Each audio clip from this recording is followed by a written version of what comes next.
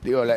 la idea de confrontar no es necesariamente mala ni buena, pero es una estrategia política que a Macri en su momento, por supuesto, que lo benefició. El tema ahí es si... Tanto no nos benefició porque perdimos la elección. Bueno, pero no por eso. Ya no por benefició eso. tanto. Está bien, pero no por eso. Creo que si esa era la teoría que yo leía siempre en los diarios, me parece que nosotros solo poníamos el foco en Cristina Fernández de Kirchner.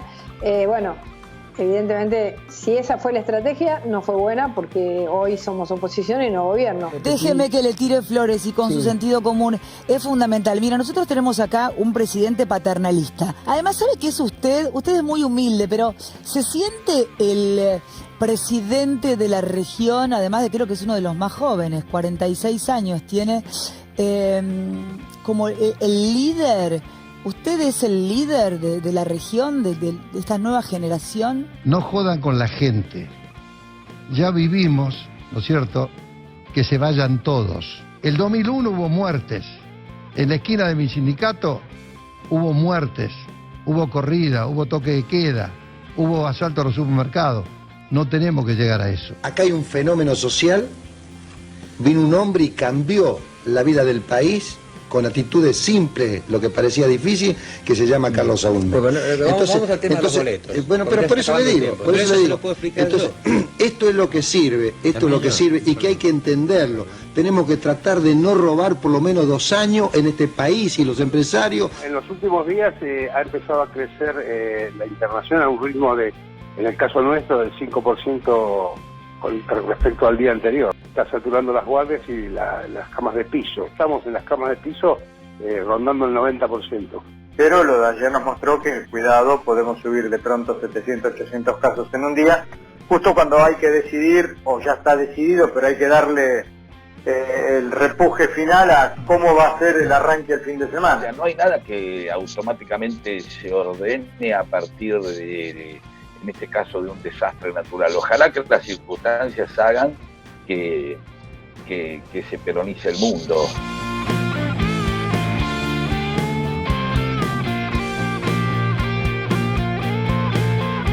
Buenas tardes a todas y a todos, bienvenidos a una nueva edición de Altadata, el lugar donde te enteras todo lo que pasa en un toque. Alberto Fernández ya se reunió con el jefe de gobierno porteño, Horacio Rodríguez Larreta, también con el gobernador de la provincia de Buenos Aires, Axel Kicillof, y además recién, hace un rato, terminó la reunión con el comité de médicos expertos sobre el coronavirus y se decidió ya qué va a pasar. ¿Conviene abrir la cuarentena en el área metropolitana de Buenos Aires?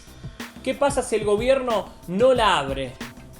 Hoy te contamos todos los detalles en Altadata y además entra a la sala de alto Zoom un genio realmente, guionista, director, Peter Saborido.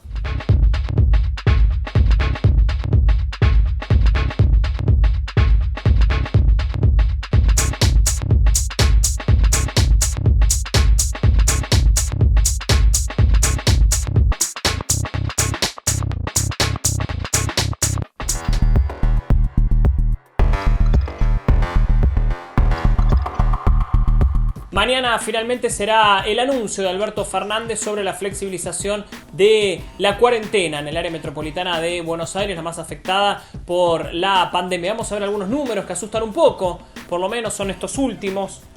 Fue ayer, récord total, 4.250 casos positivos. Sin embargo, desde el Ministerio de Salud advierten que se registraron más casos porque se realizaron más testeos y aseguran que la tasa de positividad, que es la cantidad de positivos encontrados en un determinado número de testeos, se mantiene estable en los últimos días. Vamos a ver, ahí está, 32% es la positividad de testeos. Sin embargo, este número sigue siendo muy elevado, La Organización Mundial de la Salud recomienda una positividad de alrededor del 10%. Y siguiendo los números del virus, un estudio dio datos muy fuertes sobre la situación en uno de los barrios populares más emblemáticos de Argentina, la Villa 31. Más de la mitad de sus habitantes tuvo coronavirus. El ministro de Salud porteño, Fernán Quirós, confirmó que el 53% de los vecinos de la villa dio positivo al dar cuenta de un estudio realizado en el barrio para revelar el grado de anticuerpos desarrollado por sus habitantes. El resultado del estudio arrojó que por cada caso positivo que se testeó con el método PCR hubo otros 9 habitantes de la 31 que estuvieron contagiados. Hay además algunos datos preocupantes sobre la ocupación de camas de terapia intensiva en los sanatorios privados. Mirá. Bueno, en los últimos días ha empezado a crecer la internación a un ritmo de, en el caso nuestro, del 5% con respecto al día anterior. Está saturando las guardias y las camas de piso. No tenemos tanto problemas en el tema de las camas de terapia, y tampoco en el uso de respiradores.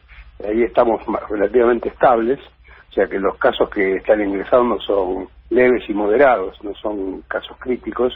Se ve que la cuarentena en el caso de los, digamos, las personas mayores y demás está funcionando, pero hoy están entrando gente más joven, digamos, con casos leves y moderados, y eso igual nos satura las camas, ¿no? ¿Cuál es el porcentaje de ocupación de las camas de terapia intensiva hoy en las clínicas privadas? En el caso nuestro no llegó al 50%, pero obviamente el resto también cuenta, ¿no? Tenemos una ocupación del resto de las patologías cardiológicas, digamos, oncológicas, etcétera, con lo cual estamos en una ocupación más o menos de alrededor del 80%. O sea que por ahora no es crítico eso, pero sí estamos en las camas de piso rondando el 90%. Uno de los infectólogos asesores del gobierno calificó como una piña en los dientes el aumento de los casos, pero ratificó la apertura de la cuarentena por parte del gobierno nacional. Viene brava la mano, ¿no? Sí, ayer nos dio una piña, digamos, en los dientes.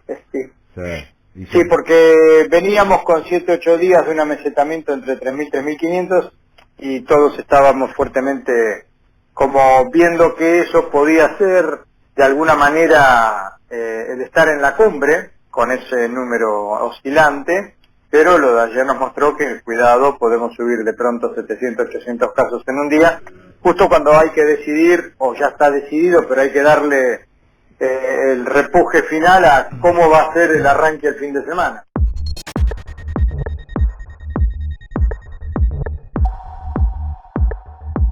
Bueno, en medio de la pandemia y de la crisis económica que trae la pandemia, y además la crisis que ya venía de los últimos 4 años de Mauricio Macri, aparecen frases lamentables de dirigentes. Mirá. Y se lo digo al presidente, y a la que puede estar atrás también. No jodan con la gente. Ya vivimos, ¿no es cierto?, que se vayan todos. Yo estaba en el Senado cuando venían para prenderle fuego al Senado. O sea, a la Cámara de Diputados, al Congreso. Ojo al Cristo. El 2001 hubo muertes. En la esquina de mi sindicato hubo muertes. Hubo corrida, hubo toque de queda, hubo asalto a los supermercados.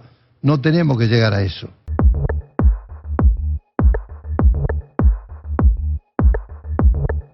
Hay ruido interno en el frente de todos, lógico, una coalición grande de muchas fuerzas.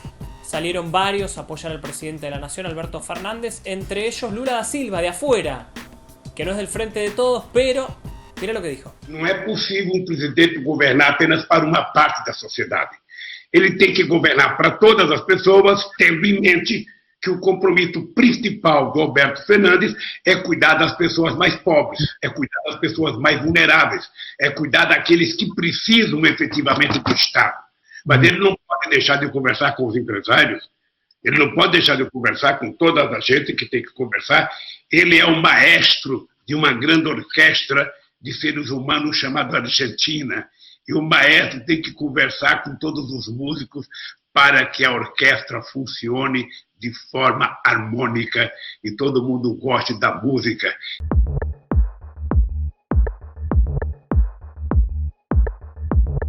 Y también salió a apoyar a Alberto Fernández la presidenta de Abuelas de Plaza de Mayo, Estela de Carlotto. El presidente hay que dejarlo actuar porque si es un presidente en el que confiamos, sus acciones son confiables y si las hace es porque es lo que tiene que hacer.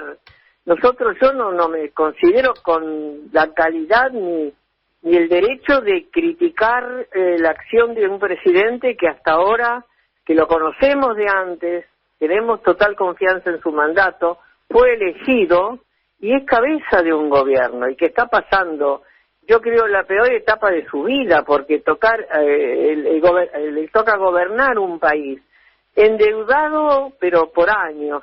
La pandemia es lo que él quiere poner en práctica urgente, y sobre todo la deuda externa, que tienen que pagarla, condicionando lo que se puede. Eso él lo va a hacer en soledad, lo tiene que hacer con todo el país. Bueno, te prometo divertirte un rato. Yo personalmente me cagué de la risa haciéndolo. Este alto zoom con Pedro Saborido, guionista de Peter Capusotto y sus videos, director también, un genio, humorista también hay que decirlo porque hace humor. Vamos a ver la primera parte. ¿Se peroniza el mundo después de la pandemia? A ver, Peter. ¿Se peroniza el mundo post pandemia? ¿No queda otra? Hola. ¿O sí? ¿O queda otra? Ojalá, siempre queda otra. O sea, no hay nada que automáticamente se ordene a partir en este caso, de un desastre natural. Ojalá que las circunstancias hagan que se peronice el mundo, o sea, que tenga una actitud de acuerdo, de distribución de la riqueza, que pongan el centro a la persona frente a la eficiencia, ¿no? La felicidad del ser humano sobre la eficiencia del ser humano, es decir, la ubicación del hombre frente a la producción. Si vive para producir o produce para vivir, aunque sea un juego de palabras medio berreta, vale la pena recordarlo eso. Así que dependerá también de todos los que queremos eso, ¿no? A veces, al principio de la pandemia hubo un efecto, ahora el rol del Estado, cruje el capitalismo, y bueno, no, las cosas no son automáticas. Ahí el capitalismo sabe cómo defenderse de una pandemia. Empezaron algunas cruces, picanteses en el frente de todos. Es una coalición amplia, mucho peronismo. ¿Se están reproduciendo? Mira, estos días se está festejando la ley de matrimonio igualitario. Esto quiere decir, aceptamos la diversidad sexual. Y el peronismo acepta otras diversidades también, puntos de vista, colores ideológicos, formas de ver, pero siempre bajo sus tres banderas principales. Así que veámoslo como diversidad, ¿sí? Aceptemos la diversidad. Y en esa diversidad se la va practicando. Yo creo que hay que naturalizar que dentro del peronismo haya debate. Todo pasa como en una familia. El tema es que no se rompa la familia y después termine perdiendo el peronismo. Eso es lo principal, ¿sí? Así que nada, hay algunas cosas que sí pueden ser objeto de observación y otros forman parte, casi te diría, del entretenimiento político, casi cercanas al catch. ¿Sí? Claro. Para toda la gente joven que no sabe qué es el catch, son esas peleas que uno ve donde más o menos todas pelean, pero en el fondo después la momia y Karadagian van al mismo cumpleaños. Bien. Bueno, sí. ¿Cómo pasa un peronista la cuarentena? ¿Cómo se pasa? No sé, en casa no hay. Es imposible. No estaría bueno tener un peronista acá y observarlo, a ver cómo pasa el peronista. No, más allá de eso es privilegiar lo comunitario por sobre lo individual. Pero aquellos que, por las condiciones, por tener un sueldo, por tener un ahorro, por tener una condición un poco más privilegiada que muchos otros, lo que pueden hacer precisamente es razonar, desvictimizarse, correr un poco las pretensiones personales y aportar, no molestando en este caso a médicos, enfermeros y trabajadores esenciales, y trabajadoras esenciales, no me distraigo, que están haciendo todo para cuidarnos, para salvar vidas, que de eso se trata. Se están salvando vidas, todo el mundo se olvida de eso. Obviamente que muere gente, pero nadie debe olvidarse que todo esto es para salvar vidas, y es lo que está ocurriendo, se están salvando muchas vidas. ¿Se puede hacer humor en medio de la pandemia, en medio de esta tristeza total, angustia que sentimos del encierro, de la cuarentena, de no poder ver a nuestros seres queridos? ¿Se puede hacer humor? ¿Cómo se hace? ¿Qué opinas, Saborido? A ver. Te vi que en pandemia acudiste al humor. Te leo en tus redes sociales, y se pudo hacer humor en la pandemia, algo que parecía difícil. ¿Y se puede hacer humor siempre? Sí, el humor existe y puede ser peronista, católico, neuquino, depende de quién lo haga y qué características tenga. Debe haber hasta un humor altadatero, que es el humor que funciona entre lo que hacen alta data. Quiero decir, hay cosas que hacen reír a algunos y no hacen reír a otros. Si yo hago un chiste pesado sobre, no sé, vamos a ponerle Sebrelli, que últimamente no sé por qué me aparecen cosas sobre Sebrelli, al cual un pensador que hay que respetar, porque una persona mayor aparte, y uno hace chistes acerca de él, ¿cómo te estás riendo de Sebrelli? Y quizás muchos de esos serán los que festejan que otros hagan chistes sobre Cristina o chistes sobre quien sea. Entonces, obviamente que aparece el humor depende en quién lo con quién lo compartimos. Hay chistes que vos podés compartir con tus compañeros de alta data y hay chistes que no podés hacer frente a cámara, por favor, porque bueno, chistes sobre Navarro. Podemos hacer un montón de chistes sobre Navarro. Que le mandamos un gran saludo. Dicen, che, vamos a hacer chistes sobre Navarro, que sabés que Navarro camina por un lado y se lleva puesta una puerta y no, ¿cómo vas a hacer un chiste con él? El tipo te dice, mirá, Pedro, que se cortó, pues yo sé que no le vamos a quitar esto a Navarro. Pero y hay chistes que no se pueden hacer en cámara, o sea, por alguna cuestión que de Navarro, acerca de una historia de él, que le pasó. No sé. ¿Crees que hay mucha corrección política últimamente con el humor, que estamos cada vez más enjaulados y limitados por las redes o por ciertas cuestiones? No, a ver, hay que tener un cuidado con qué es correcto y qué no es correcto. O sea, si la incorrección política consiste en hacer chistes nazis o racistas, que después pueden terminar en una naturalización de determinadas actitudes, que pueden terminar en alguien que pasa de la metáfora a la literalidad y entonces termina haciendo algo espantoso, entonces hay que tener cuidado. Como existe la figura de la apología del delito. Entonces, a mí estas cosas, hacer humor, hagan humor con lo que quieran. Ahora, también bancate las consecuencias de que alguien ejerza la libertad a partir de reaccionar como quiera. Es decir, yo puedo hacer chistes sobre alta data y después pero no voy a bancarme que alta data me diga algo en contra. Pero hay que saber que vos haces un chiste y hay consecuencias, digamos. La incorrección política. O sea, la incorrección política ha dado también lugar a un montón de imbéciles, digamos. A que un montón de imbéciles expresen sus peores ideas. Es más pistola ser, más vivo ser vitriólico, ácido y punzante. Mira, todas palabras de lastimar. Pero la verdad, digamos, es re fácil ser agresivo con el humor. Entonces, en pos de la convivencia, a veces decir, bueno, bancate, no ser un chiste, infeliz. Totalmente. Sí. Para cerrar. Incluso acá sería incorrecto políticamente diciendo, me encanta esos chistes tan incorrectos que un montón de hijos de remil puta pelotudos que merecen morir cuentan. Digo, no sé, porque también vos contaste, yo te deseo la muerte, qué sé yo. Yo también puedo ser incorrecto si quiero, qué sé yo. Es re fácil, correcto, es decir, un fácil, me bajo acá, muestro el orto en alta data y mirá, y ¿sabés qué?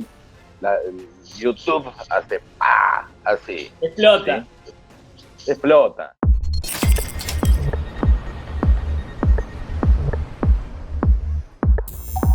Bueno, y pasamos a la pandemia inflacionaria, que acá parece no tener fin. En Argentina, algunos datos. Ahí está.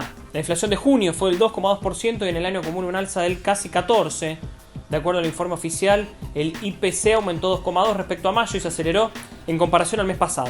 En términos interanuales, el indicador aumentó 42,8%. El gobierno ya se prepara para la pospandemia, para el día después del desastre económico que va a dejar el coronavirus y lo que ya traía acá en nuestro país en los últimos 4 años de Mauricio Macri. El gobierno se reunió con sindicalistas empresarios para crear este consejo llamado Económico y Social, el CES, para que resuelva los problemas laborales y que mantenga el sistema en una relativa estabilidad. Relativa. Te lo cuenta Ezequiel Orlando. El miércoles el gobierno nacional organizó la primera reunión para crear un Consejo Económico y Social donde participe el Estado, por supuesto, pero también los empresarios y los sindicatos. Estuvieron de parte de los gremios tanto la CGT como la CTA. Participaron también representantes de la ONU, de la Organización Internacional del Trabajo y miembros de otros países donde existen en este momento entidades que tienen las características de un Consejo Económico y Social. Estas fueron a dar sus experiencias y a compartir cómo es el funcionamiento que tienen en el día a día. De parte de los sindicatos se apuntó el hecho de que no hubo paritarias casi este año porque la pandemia hizo que la mayoría de los gremios suspendan los reclamos, la mayoría los que no habían acordado, ¿no? Esto generó una pérdida de poder adquisitivo muy pero muy importante porque la inflación fue del 13,6% en el primer semestre, pero además la casi totalidad de los trabajadores ya había perdido poder adquisitivo en 2019, el último año del macrismo, donde los precios subieron más del 50%.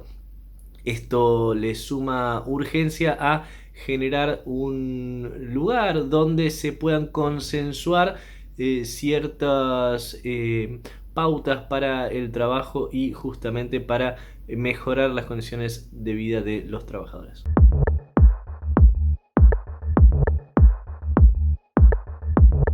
Tenemos más información, claro que sí, vamos con 3 al toque, 3 noticias que lees en el destapeweb.com. Arrancamos por la número 3. Cannabis medicinal, el gobierno habilitará la venta en farmacias y el cultivo domiciliario. Les permitirá el cultivo de cannabis para uso terapéutico luego de que el Congreso sancionara la ley que habilitó el uso medicinal de la marihuana en Argentina, que en los hechos nunca se llevó a ser efectiva para los usuarios.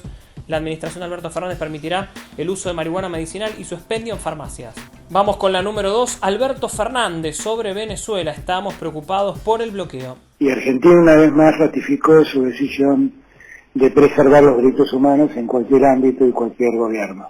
Pero después también agregó Argentina que nosotros estamos muy preocupados por el bloqueo que sufre Venezuela, porque eso es un castigo que no merece el pueblo venezolano, y llamó a recuperar la convivencia democrática en Venezuela a través del diálogo de los venezolanos y sin intromisión de terceras potencias. Y la número 1, aguinaldo. El 70% de las empresas con problemas para pagar a los empleados. El alarmante dato se desprende de los cálculos de la Confederación Empresaria de la República Argentina y hace hincapié sobre todo en las pymes. Las restricciones por la cuarentena y la baja de la producción y el consumo provocó que muchos empresarios no pudieran hacer frente al salario complementario. Bueno, muchísimas gracias a todos, gracias también a los que comentan en nuestros programas. Elegimos un comentario como todos los días, que es este que está acá. Se llama el usuario Pichichín Dionisio, que dice: alta data, cortito pero efectivo, baño de realidad, la verdadera realidad. Johnny, pagate el asado. Pero para que todavía no nos podemos juntar un asado. No sé si lo puedo pagar tampoco. Bueno, pero eso es otro tema, no importa. Muchísimas gracias a todos por acompañarnos. Nos vemos, como siempre, mañana a partir de las 18:30. Gracias por estar del otro lado en esto que es Alta Data. Pero Parrilli es Cristina. Eve de Bonafini es Cristina. Daddy Brieva es Cristina. ¿Quién es usted? Bien, yo soy Cristina. ¿Qué clase de necia cree usted que soy? Cristina. Cristina. Cristina. Yo soy Cristina. ¿Hay algún nombre Cristina. que deba conocer? También es Cristina. La diputada nacional Fernanda Vallejos es Cristina. Dilo tuyo. Hijo de puta de Majul. Es Cristina. Grabois es Cristina. Es Cristina. Es Cristina. Es Cristina. Claro, señor Majul. Todo es Cristina. Clarín ya fue, TN ya fue, La Nación también. Apoyemos a los medios que resistieron estos 4 años de Macri. Dale like al video, además déjanos un comentario, así este programa le llega a todo el mundo.